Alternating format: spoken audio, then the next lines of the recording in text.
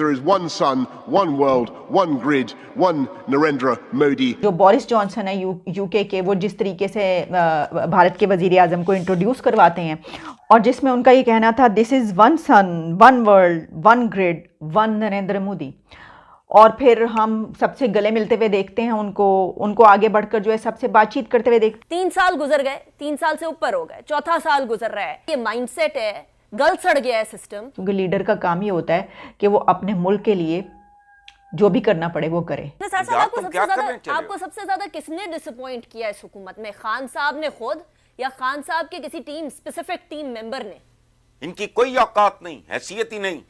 जिस मुल्क को आपने बर्बाद करने में 40+ इयर्स मेहनत की है, जो भी बरसर इख्तियार रहा, जिस शक्ल में रहा, बहुत से मुआहदे हुए हैं वहां पर। जिस तरह मैंने बताया था कि यूके और इंडिया के बीच जो सोलर एक एनर्जी का हुआ है कॉन्ट्रैक्ट बहुत बड़ा, और इंटेलेक्चुअली चूंकि बैंकरप्ट लोग हैं, हमारे अंदर कोई डेप्थ नहीं है, विजन नहीं है, वो मतलब पल्ले कुछ नहीं है, एमी।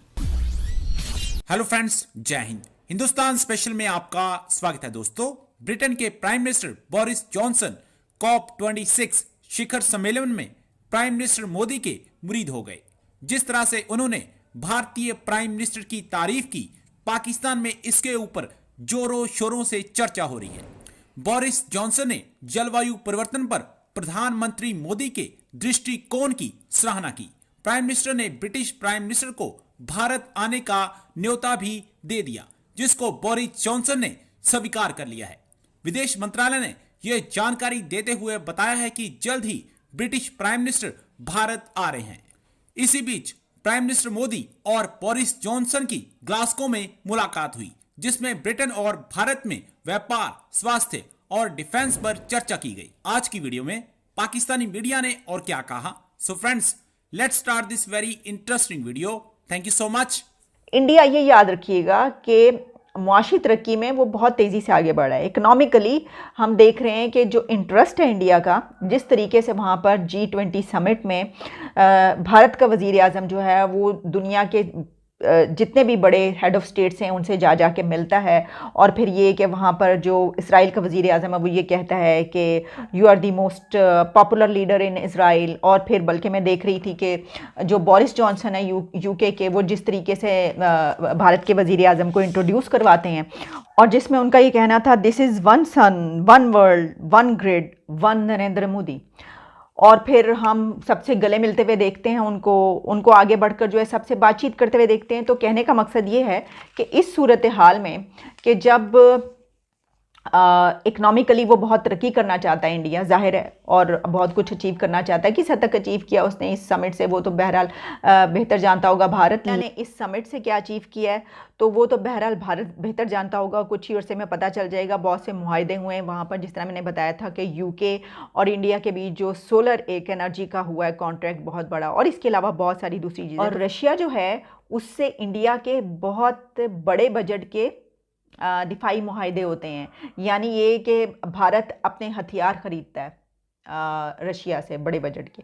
इसी तरीके से हथियार तो अमेरिका से भी ख़रीदे जाते हैं, ठीक है।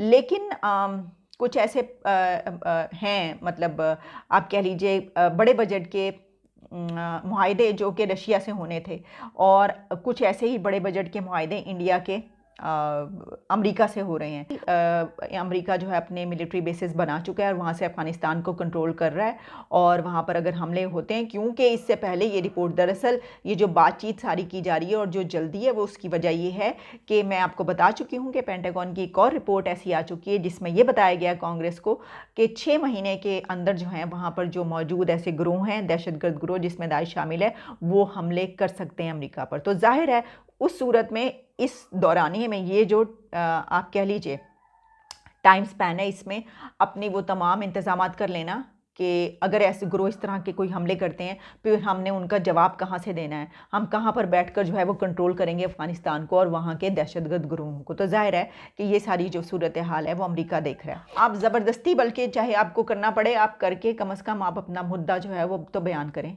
क्योंकि लीडर का काम ही होता है कि वो अपने मुल्क के लिए जो भी करना पड़े वो करे। आपको सबसे ज्यादा किसने डिसअपॉइंट किया इस हुकूमत में? खान साहब ने खुद या खान साहब के किसी स्पेसिफिक टीम मेंबर ने? देखो, इसमें भी अपना निका बीबी गुजारिश ये है कि the buck has to stop somewhere. As a captain मेरी चाहे टीम ही जिम्मेदार हो, लेकिन अल्टीमेटली मैं जिम्मेदार हूं। अगर उस टीम की सिलेक्शन में मेरे पास फ्रीडम है, या तो मैंने जो टीम फॉर्म की है वो मुझसे किसी ने गन पॉइंट पे कराई है, मेरे पर तावीज़ कर दी है, मुझे भंग पिला दी है, फिर तो चलो शायद काबिल माफ़ी, शायद। लेकिन अगर मैंने बकायमी होशो हवास से एक टीम बनाई है, ये जैसे असद उमर को ये ग्लोरीफाई कर रहे थे, आई वॉज शॉक्ड। मैं मुद्दतों से एक बात कर रहा हूँ, कॉलम्स में भी कर रहा हूँ, चैनल्स पे भी कर रहा हूँ कि इस मुल्क को हम कंफ्यूज कर रहे हैं। हम इंटेलेक्चुअली चूंकि बैंकरप्ट लोग हैं, हमारे अंदर कोई डेप्थ नहीं है, विजन नहीं है, वो मतलब पल्ले कुछ नहीं है एमी। अदरवाइज इस मुल्क का मसला इक्तसादियात नहीं, इस मुल्क का मसला है बर्बाद हो चुकी अखलाकियात।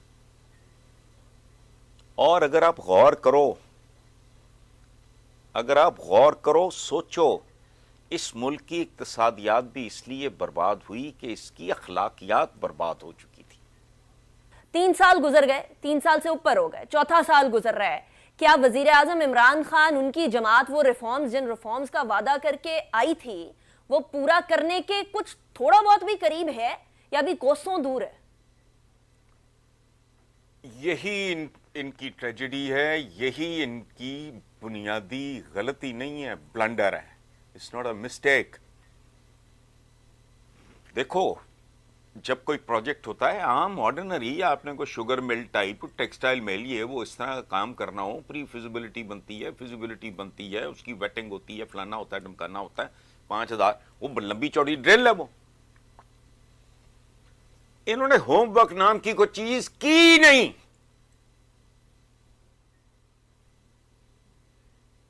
इतनी देर में तो एक बड़ा प्रोजेक्ट हो ना, मैं इंडस्ट्रियल प्रोजेक्ट की बात कर रहा हूं। दें किसी फन्ने खान को पाकिस्तान की स्टील मिल जो उजड़ चुकी है, उसे कहें 3 साल में सीधा करके दिखाएं। ये पाकिस्तान को सीधा करेंगे 3 साल में? वो 3 साल तो बीबी पलक झपकते गुजर जाते हैं। इनकी कोई औकात नहीं, हैसियत ही नहीं। जिस मुल्क को आपने बर्बाद करने में 40+ ईयर्स मेहनत की है, जो भी बरसर इख्तियार रहा, जिस शक्ल में रहा, फाइनेंशियल हाइजीन अगर किसी का था भी, उसकी अप्रोच गलत थी। सो मेरी ख्वाहिश अपनी जगह पे, लेकिन मेरी एबिलिटी या मेरा होमवर्क या मेरा हार्डवर्क वो अपनी जगह पे है।